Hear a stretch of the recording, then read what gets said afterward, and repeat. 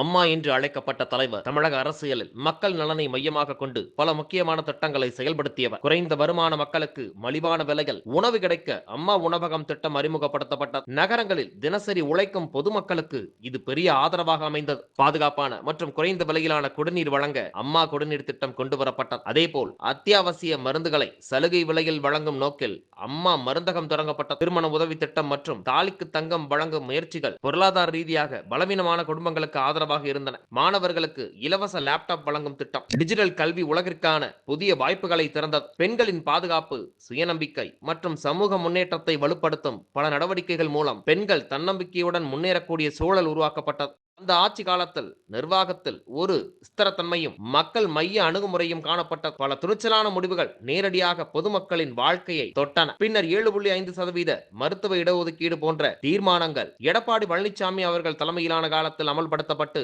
அரசு பள்ளி மாணவர்களுக்கு மருத்துவ கல்வியில் புதிய நம்பிக்கை அளித்தன. இரட்டை இலை என்பது அனைத்திந்திய அண்ணா திராவிட முன்னேற்ற கழக கட்சியின் சின்னமாக மட்டுமல்ல, அது ஒரு அரசியல் மரபு, மக்கள் நல கொள்கைகள் மற்றும் சேவையின் அடையாளமாகவும் திகழ்கிறது.